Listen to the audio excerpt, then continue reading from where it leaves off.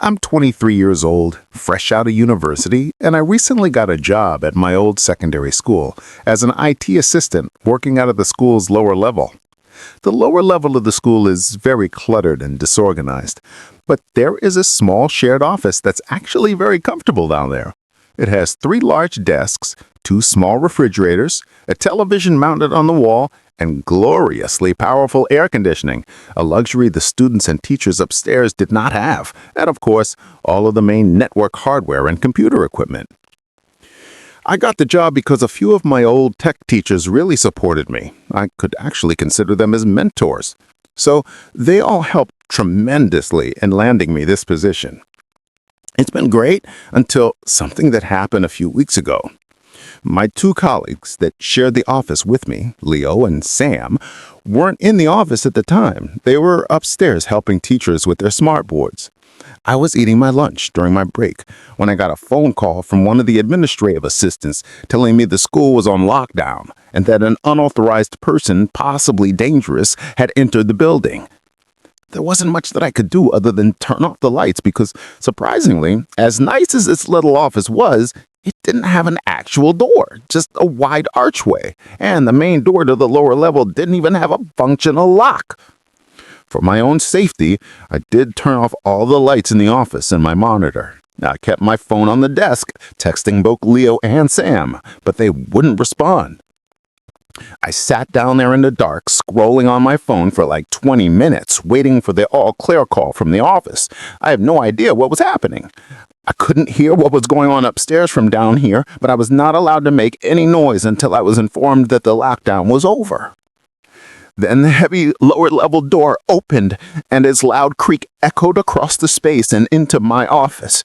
I sat up from my seat, wondering if I should call out for Leo or Sam. I was desperate to get some information. Someone then came running down the stairs, and their footsteps were quickly approaching my office. I pushed away from my desk and crawled underneath it. Somebody entered the office but did not turn on the lights. There was just silence. I can't even describe the fear I was experiencing. I felt like if I made one sudden noise, it would be over. Suddenly my phone buzzed as I got a text message. I thought my entire world shrank in that one moment as I clenched my jaw in terror. Footsteps suddenly moved closer to me until I finally scrambled out from under the desk in surrender, begging whoever it was not to hurt me. And it's just then someone grabbed my arm and pulled me up.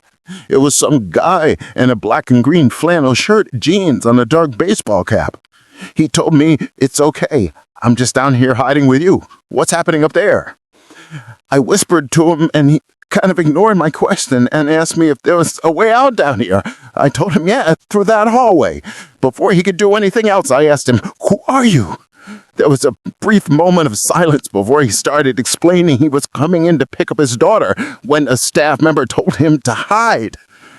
After his explanation, I looked down at my phone and saw the text I received was from Leo. It said, "Man, this is insane. Some guy with a weapon attacked Mr. Davies. He's wearing a flannel and a cap. Do not come upstairs." I was about to reread that text out loud to the man until I realized I looked up and felt my stomach drop. The man seemed to catch onto my horrified stare. Panicking, all I could think to do was run for the stairs. A gunshot echoed through the lower level, and I could hear the bullet slam into something metal in the darkness, but thank God the bullet missed me, and I made it upstairs. Fortunately, police were waiting at all exits, including the lower level door, and apprehended the man the second he tried to leave. More good news, our teacher, Mr. Davies, survived the attack. It was later determined that the man and Mr. Davies had a prior disagreement, for whatever reason, but the details were never made public. All we know is that Mr. Davies couldn't have done anything that would have warranted this kind of reaction, and I know that the sound of that gunshot will forever be stuck in my head. My school had 2 lunch periods. First lunch period was for all freshmen and some sophomores. The second lunch period was for the other half of the sophomores and all upperclassmen. The lockdown happened in early November. The day the lockdown occurred, it was gloomy and drizzling. During the first lunch period, I heard 4 loud bangs. I personally thought it was a car backfiring, but the entire cafeteria crowd started screaming. I was thinking those students were just messing around, but the school security officers came in and started yelling at people to go into the auditorium. And the kids who were in line buying lunch had to abandon their food and come inside. Me and some friends went inside the room along with a huge group of other kids. Everyone was curious as to what was happening. Our auditorium is huge, and the side wall of the room is made of large windows. When me and my friend were rushed inside, the staff was covering the windows with the blackout curtains, and there were adults at every exit. My friend Mark was curious, as well as the rest of us, so he asked one of the monitors what was going on. When he came back, he said, "You know how right across from the school there's that neighborhood?" I replied, "Yeah. There's this unstable guy that barricaded himself inside his house, and he's threatening to hurt himself and the police if they try to remove him. He was lurking around outside of school earlier, watching people in a creepy way." Mark told us it turned out the man was also on the neighborhood watch list for previous issues, making matters worse. We were stuck in the auditorium for a whole hour, taking up 2 class periods. After the whole thing was settled, we were escorted to our classrooms in small groups. I later found out that the man lives on the same block as my friend Chloe, who told me about a previous occasion when she saw the same man at his window with what looked like red paint, writing "Stay away" on the glass. Of course, at the time, people, including Chloe, assumed it was some kind of prank, but after the scary incident, we knew this man was dangerous and were relieved he never got onto campus. It was a typical boring day in advanced algebra, only it was Saturday. Last period, meaning the week was almost over and winter break would finally be upon us. So everybody was getting antsy in their seats. We didn't have a test that day like a lot of my friends did with their other teachers, so our instructor in the middle of class just decided to start playing games with us on an online quiz site. He was a very relaxed teacher like that.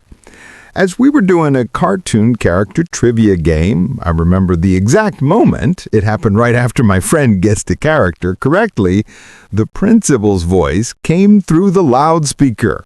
He sounded panicked and frantic as he told all the teachers this was not a drill and to initiate a lockdown.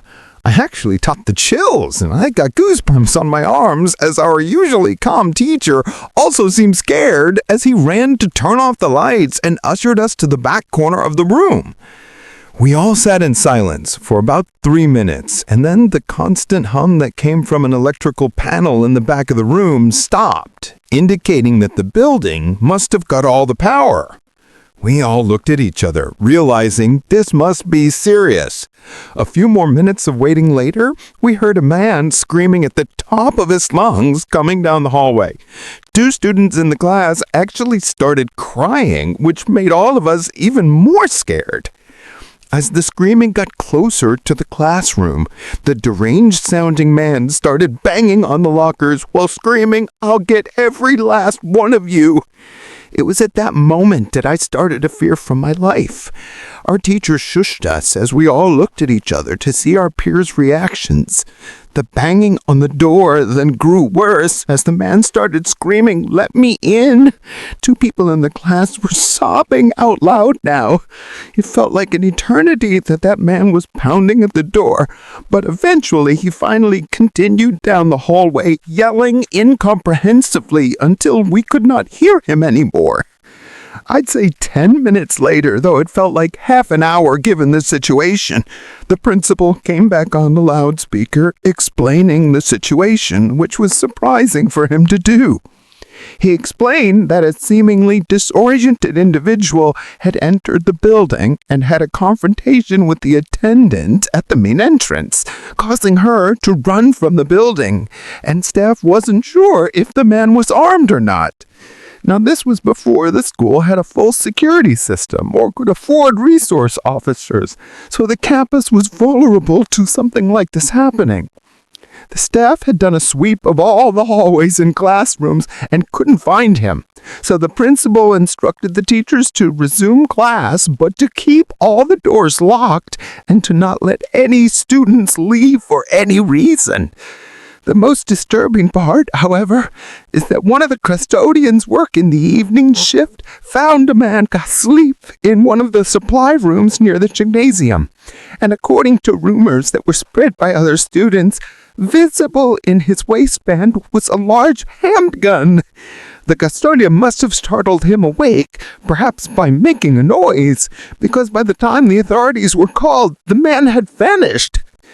My entire class, as far as I know to this day, has no idea if this man was ever found, but I like to think that he eventually got the help he needed.